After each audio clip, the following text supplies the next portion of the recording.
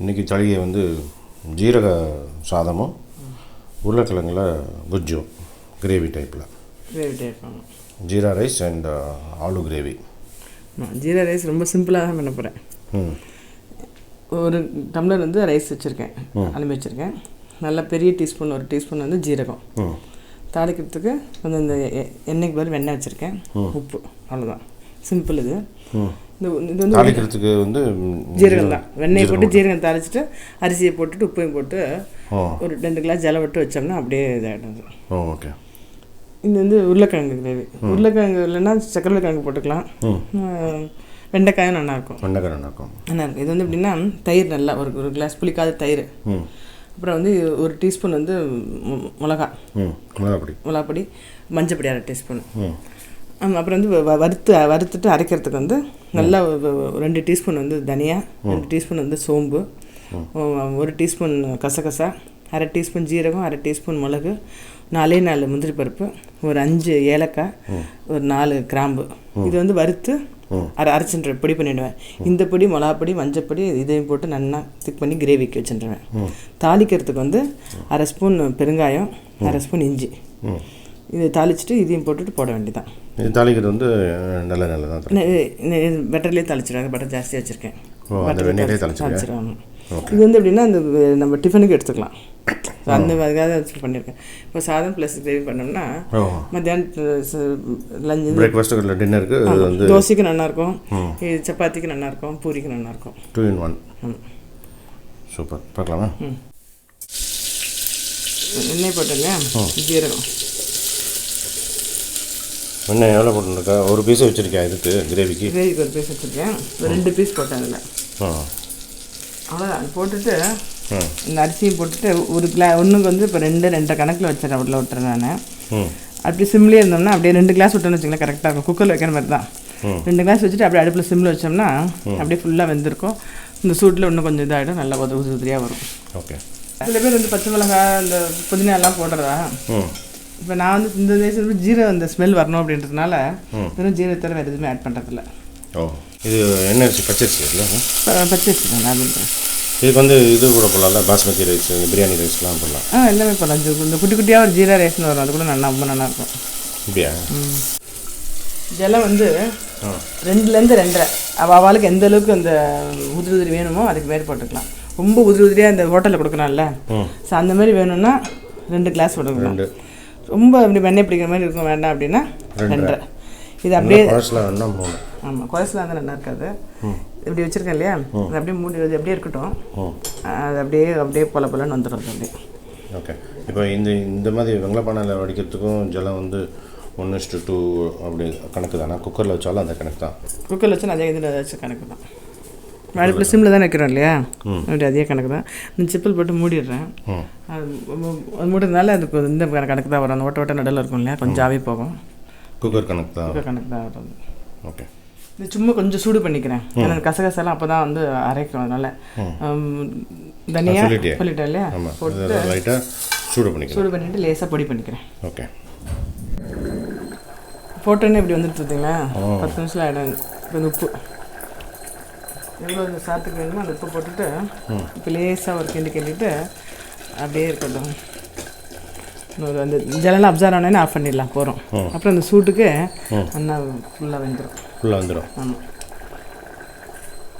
தயிர் வந்து கொஞ்சம் கெட்டி தயிராக இருந்தால் நல்லாயிருக்கும். அந்த தயிரில் வந்து புளிப்பில்லா தயிர், மிளகாப்பொடி, உப்பு, இந்த வறுத்து அரைச்சோம் இல்லையா, அந்த பொடி வந்து ஃபுல்லாக போட்டாலும் சரி, இல்லை கொஞ்சம் வச்சுன்னு அடுத்த நாள் நல்லா கூட யூஸ் பண்ணிக்கலாம். போட்டுன்ட்டு நல்லா கலந்துட்டுருக்கேன். நல்லா 2 ஒன்றா ஆயிடும்.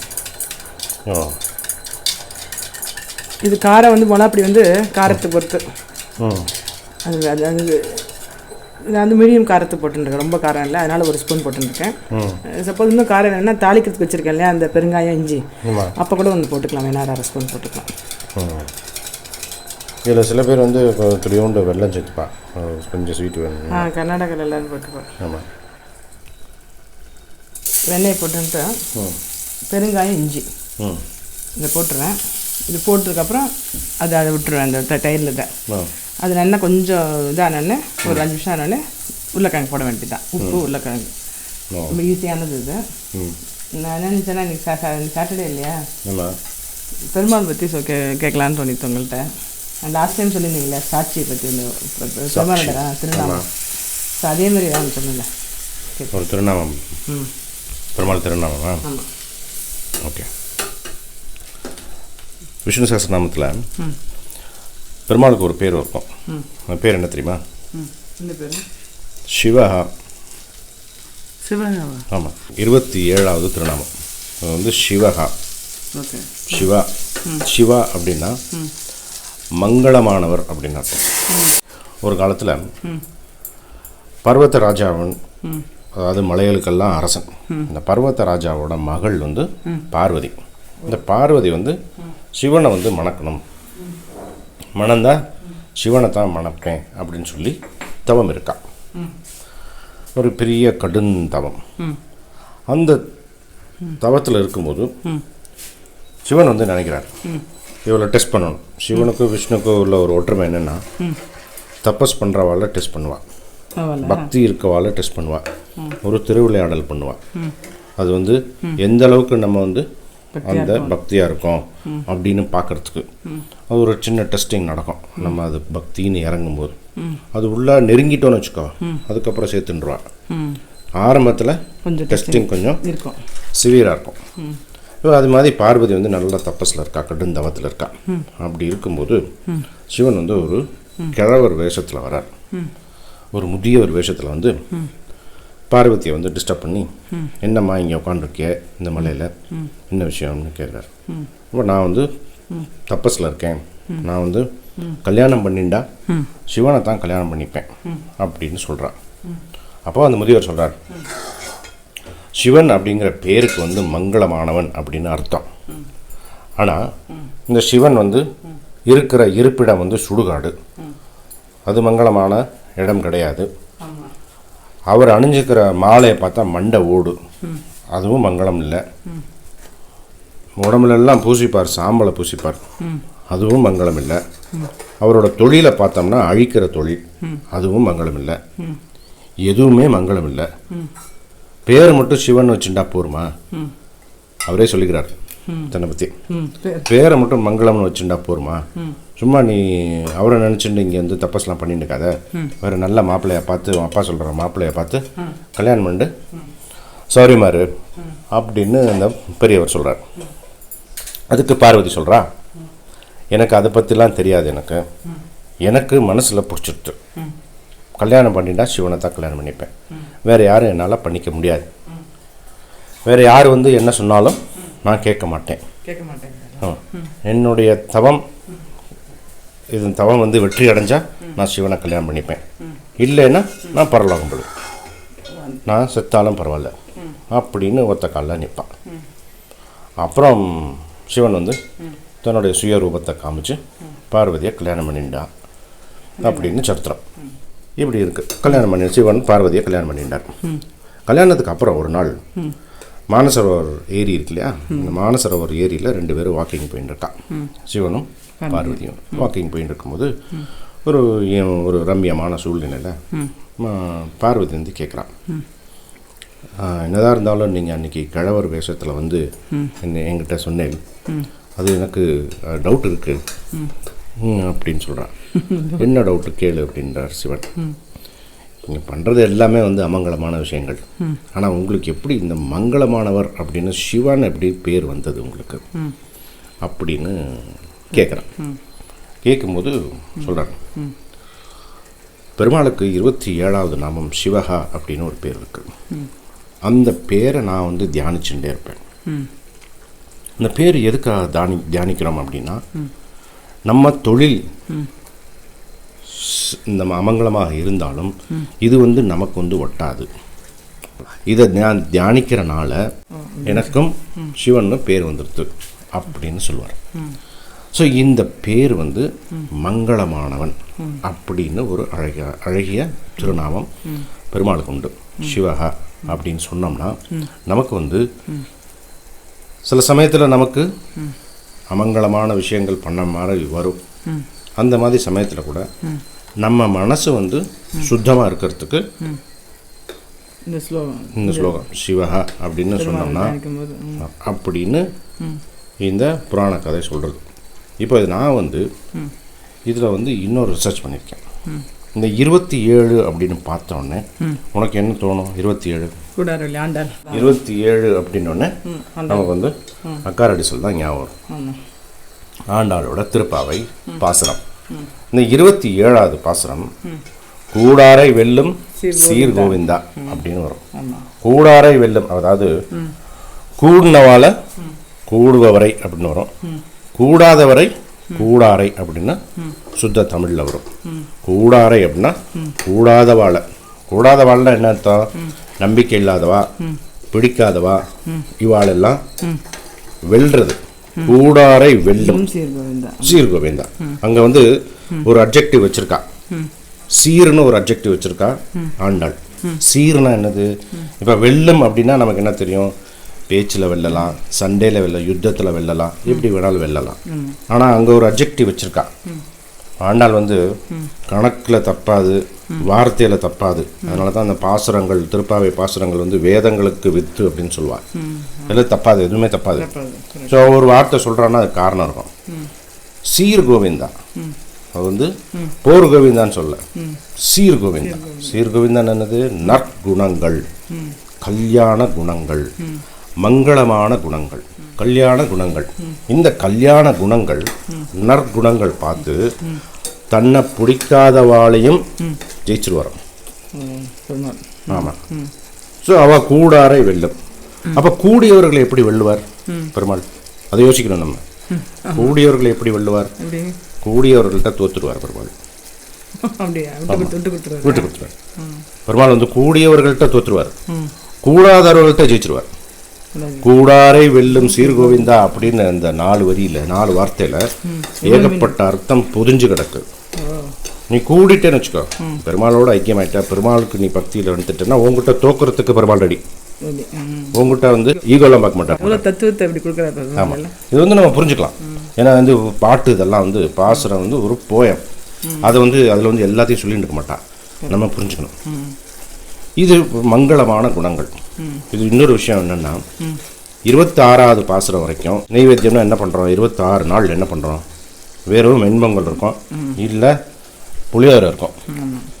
வெண்பொங்கல், புளியோதரை, கூட சேர்த்துக்கிறதுக்கு பாலை வேணால் குடிக்கலாம், நீ குடிச்சுட்டு. இப்போ 26 நாள் நீ வெண்பொங்கல் சாப்பிட்டுட்டு ஒரு பாலை குடிக்கிறேன்னு வச்சுக்கோ, எப்படி இருக்கும்? நல்லா இருக்கும். ஒன்றும் பெருசாக ஒரு டிஃப்ரென்ஸ் தெரியாது. புளியோதரை சாப்பிட்ற ஒரு டம்ளர் பாலை குடிக்கிற ஒன்றும் தெரியாது, நல்லா இருக்கும். 27வது நாள் அங்கே ஒரு தேவா அமிர்தம் வந்துடுது. முழங்கை வழிய வழிய நெய்யை கொட்டி முந்திரி பருப்பு போட்டு கிஸ்மிஸ் போட்டு ஒரு அக்கார அடிசல் பண்ணுறோம். நீ பண்ணுவியா? அந்த மாதிரி ஒரு அக்கார அடிசல் பண்ணுறோம். அதை நல்லா தின்னுட்டு மூக்கு பிடிக்க சாப்பிட்டு ஒரு பாலை குடிச்சா எப்படி இருக்கும்? அந்த பால் பால் நன்னா இருக்காது. நேற்று வரைக்கும் குடிச்ச பால் இன்னைக்கு வந்து நன்னா இருக்காது. அதுக்கு காரணம் என்னன்னா, இந்த ஒரு லோட்டா பால் அப்படிங்கிறது லௌகீகம், அதாவது சாதாரணமான வாழ்க்கை, நம்ம வாழ்கிற வாழ்க்கை. இது வந்து தேவரோடைய சேரும்போது, அதாவது அக்காரடிசல் மாதிரி ஒரு அமுதத்தோட சேரும்போது அந்த அமுதத்தோட டேஸ்ட்டு எப்படி இருக்கு, இந்த வெறும் பாலோட டேஸ்ட் எப்படி இருக்கு, அப்போ நமக்கு உணரும். ஆமாம். அந்த 27வது நாள் அந்த மங்களத்தை வந்து உட்கார வச்சிருக்கா. நான் இதை வந்து கம்பேர் பண்ணேன். 27வது நாமம், திருநாமம், பெருமாளோட திருநாமம் மங்களம். அதே மாதிரி இங்கே மங்கள குணங்களை வச்சு தான் பெருமாள் வந்து கூடாதவர்களையும் வெல்லுவாராம். 26 வரைக்கும் புளியோதரை வெண்பொங்கலோட சேர்ந்த பாலும், 27 அன்னைக்கு சக்கரை பொங்கலுக்கும் பாலுக்கும் பார்க்கும்போது நமக்கு தெரியும் அது வந்து அந்த தேவ சம்பந்தம் இருக்கிறனால அந்த லௌகீக சம்பந்தம் வந்து நமக்கே வந்து தோன்றது இல்லையா? கரெக்டா? அப்போ வந்து பால் வந்து அவ்வளோ டேஸ்டாக இருக்காது. அதைத்தான் சொல்கிறா அவ. அதைத்தான் வந்து என்ன சொல்கிறா? கூடி இருந்து குளிர்வோம் அப்படின்னு. யாரோட கூடி இருந்து? ஒரு பக்கம் பார்த்தோம்னா கோபியர்கள், தோழியர்கள் பேசுறா. இன்னொரு பக்கம் இன்னொரு அர்த்தம் பார்த்தோம்னு வச்சுக்கோ, கூடி இருந்து அப்படின்னா இந்த தேவ சம்பந்தம். தேவ சம்பந்தத்துக்கு இந்த தேக சம்பந்தம் போகணும். என்ன போகணும்? தேக சம்பந்தம், லௌகீகம் இதெல்லாம் போயிடுத்துன்னா தேவ சம்பந்தம் வந்துடும். இந்த தேவ சம்பந்தத்தை தான் சொல்கிறது. பெருமாளோட கூடியிருந்து பெருமாளுக்கு கண்டருள பண்ண அந்த நைவேத்தியமே இவ்வளவு அமிர்தமாக இருக்கும்போது பெருமாளுடைய ஸ்தலம் எப்படி இருக்கும், பெருமாளுடைய அருகாண்மை எப்படி இருக்கும், அந்த அருகாமை எப்படி இருக்கும் இல்லையா, அதைத்தான் வந்து சொல்கிறா. கூடியிருந்து குளிர்வோம், பெருமாளோட கூடியிருந்து அந்த அந்த வாழ்க்கையை அனுபவிப்போம் அப்படின்னு அவ சொல்கிறா. அந்த பெருமாளுடைய நாமம் வந்து முக்கியம். அந்த நாமத்தை வந்து இன்னொரு கதையில் சொல்லலாம். கிருஷ்ணன் ஷார்ட்டாக டக்குன்னு ஃபாஸ்ட்டாக சொல்கிறேன். பெருமாளை வந்து நாமாவழி இல்லாமல், நாம சங்கீர்த்தனம் இல்லாமல் வெறும்னா நீ பெருமாளையே பார்த்துட்டு இருந்தேன்னு வச்சுக்கோ, ஆடையை உருவிடுவார். நீ நாம சங்கீர்த்தனம் சொல்லு, கோவிந்தான்னு சொல்லு, ஆடையை கொடுப்பார். இங்கே ஆடை அப்படிங்கிறது வந்து ஆடை கிடையாது, அருள். நீ பக்தி இல்லாமல் பெருமாளை பார்த்தேன்னா அந்த பக்தியை வந்து அவர் எடுத்துட்டுவார், அருளை வந்து எடுத்துட்டுவார். அதாவது அருள் உனக்கு கொடுக்க மாட்டார்னு அர்த்தம். ஆடைங்கிறது அருள்னு வச்சுக்கோ. இப்போ வந்து பிரச்சனையில் இருந்தா பாஞ்சாலி, திரௌபதி பிரச்சனையில் இருந்தா டக்குன்னு கையை தூக்கி மேலே தூக்கி கிருஷ்ணான்னு ஒரே வார்த்தை, அவ்வளோதான். அந்த நாம சங்கீர்த்தனத்துக்கு ஆடையை கொடுத்தார். கொடுக்க கொடுக்க கொடுக்க அவன் எடுக்க எடுக்க கொடுத்துட்டே இருந்தார். அந்த ஆடைங்கிறது அருள்னு வச்சுக்கோ. அதான் கோபியர்கள் வந்து என்ன பண்ணுவா, சும்மா பக்தி இல்லாமல் ஆடைய கிருஷ்ணன் நினச்சிட்டு இருந்தா, வெறும் வெறும் விளையாட்டுத்தனமா. அப்போ ஆடையை எடுத்துட்டார். அந்த ஆடையை எடுக்கிறது வந்து அருளை வந்து விட்ரா பண்ணிட்டார்னு அர்த்தம். ஸோ இப்போ நீங்கள் சொல்லுறது என்னென்னா, நான் எவ்வளோ நாம சங்கீர்த்தனம் எவ்வளோ இம்பார்ட்டன்ஸ் தெரியுது பாருங்க. அதைத்தான் சிவன் சொல்கிறார். 27வது திருநாமம் சிவஹா, நான் இதை சொல்லிகிட்டே இருப்பேன், அதனால நான் மங்களமானவனா ஆறேன் அப்படின்னு அர்த்தம். அதைத்தான் ஆண்டாள் சொல்கிறா, கூடியிருந்து குளிர்வோம். அந்த நாமத்தை சொல்லுவோம், கூடாதவரையும் வெல்ற சீர் கோவிந்தனை நம்ம வந்து அடைவோம். அங்கே வந்து நம்ம கூடிட்டோம் அப்படின்னா நம்மக்கிட்ட தோக்கிறதுக்கு அவன் ரெடி. நம்ம அவன்கிட்ட போய் சேருவோம். கூடியிருந்து நாமளும் அவனும் சேர்ந்து நல்ல வாழ்க்கையை அனுபவிப்போம் அப்படின்னு சொல்கிறான். நான் இதை வந்து 27வது திருநாமத்தையும் 27வது ஆண்டாள் பாசுரத்தையும் கம்பேர் பண்ணி பார்த்தேன். கரெக்டாக இருக்குது. அந்த மங்களம் அப்படிங்கிறது வந்து அந்த வார்த்தை, அந்த நாம சங்கீர்த்தனம். கோவிந்தா அப்படின்னு சொல்லிகிட்டே இருக்கணும். 27, 28, 29 கோவிந்தா கோவிந்தா கோவிந்தா, 30 சுபம். அழகாக முடிப்பா. கணக்கெலாம் கரெக்டாக இருக்கும் ஆண்டாள்கிட்ட. கரெக்ட். சூப்பர். நல்லா திவ்யமாக இருந்தது. அப்படியா? ஓகே. இதாகிட்டுல ஆயிடுச்சு. அது நல்லா வதக்கின்ட்டு அந்த கொஞ்சோண்டு இந்த நம்ம போட்ட வெண்ணெய் வந்து உருகிண்டு மேலே வந்தது இல்லையா, வெண்ணெயா நெய்யா, அதுக்கப்புறம் அந்த உருளைக்கிழங்கு போட்டுட்டேன். அப்புறம் அது கொஞ்சம் லிக்விடாக செமி லிக்விடாக இருக்கட்டும் அப்படின்றதுக்காக, அப்படி இருக்கட்டும் அப்படின்றதுக்காக நான் வந்து ஜலம் விட்டுட்டேன். அவள் வேணாம் அப்படின்னா அது கெட்டியாக வச்சுக்கலாம். அது அப்படி இருக்குது. ஓகே. ஸோ இது ஆயிடுச்சு. சிம்பிளான இது. ஓகே. வேணா கருவேப்பிலை கொத்தமல்லி போட்டோன்னா நல்லாயிருக்கும். ஸோ உருளைக்கிழங்கு பதிலாக நம்ம வந்து வெண்டைக்காய் போட்டுக்கலாம், சக்கரவள்ளி கிழங்கு போட்டுக்கலாம். இது வந்து கொஜ்ஜு டைப் அப்படிங்கிறனால கத்திரிக்காய் கூட வில் கோ குட். கத்திரிக்காய் வந்து இந்த சோம்பு எடுபடாது. ஓகே. நம்மளுக்கு பிடிக்காது. பிடிக்கிறா இப்போ டேஸ்ட்டு பண்ணலாம். உருளைக்கிழங்கு பசங்க இந்த ஹோட்டல்லேருந்து கேட்குறாங்க இல்லையா, ஸோ அதுக்காக அந்த ஹோட்டல் ஸ்டைல் கொஞ்சம் கொண்டு வரதுக்காக அந்த இதெல்லாம் அந்த சோம்பு எல்லாம் போட்டது. ஆமாம். ஸோ இது வந்து 2 in 1. நைட்டுக்கு வந்து சப்பாத்தி இல்லை இட்லி தோசை கூட பூரிக்கு நல்லாயிருக்கும். பூரிக்கு நல்லா. இன்றைக்கி பூரி சனிக்கிழமை இருக்கனால ஆற்றுல இருப்பான். பூரி குருமா சாதம் ஆகிடுது. Jeera rice and aloo gravy. ஆமாம். இல்லை இன்னும் கிராண்டாக வேணும் அப்படின்னா உருளைக்கிழங்கு நல்லா பொரிச்சிடணும். அந்த குட்டி குட்டி உருளைக்கிழங்கு ரொம்ப நல்லாயிருக்கும். அது அப்படியே நல்லா எண்ணெயில் பொரிச்சிட்டு அதை போடணும். அது இன்னும் அது டேஸ்ட் டிஃப்ரெண்ட்டாக இருக்கும். ஆமாம், அது கூட பண்ணலாம்ல. அப்படி நல்லாயிருக்கும். ஸோ நல்லா பொரிச்சிட்டு இதை போட்டுருணும். ஓகே. ஆனால் கம்பல்சரி அப்படி இல்லை. நம்மளும் கிடையாது. இப்படி என்ன பண்ணல, கொஞ்சம் டிஃப்ரெண்ட்டாக பண்ணணும், சில வந்துட்டு கொஞ்சம் கிராண்டாக பண்ணணும் அப்படின்னா அப்படி பண்ணிக்கலாம். சொல்கிறேன். ஜலம் வந்து எனக்கு 2 டம்ளர் எடுத்துட்டது. ஒரு பெரிய கிளாஸ்க்கு 2 டம்ளர் எடுத்தது. கொஞ்சம் நான் குழச்சலாக வச்சுருக்கேன். இதுவே ஆறுனதுன்னு வச்சுங்களேன். இது ஆறுனதுக்கப்புறம் தான் நல்லா உதிரி உதிரியாக வந்துடும். இந்த ஸ்டைல் வந்துடும். நல்லா ஆறுனதுக்கப்புறம் உதிரி உதிரியாக வந்துடும். சூப்பர். அடுத்து ஆஃப் பண்ணிவிடுவா. அமர்க்கலாம். தேங்க்ஸ் ஜெஷு. ஓகே.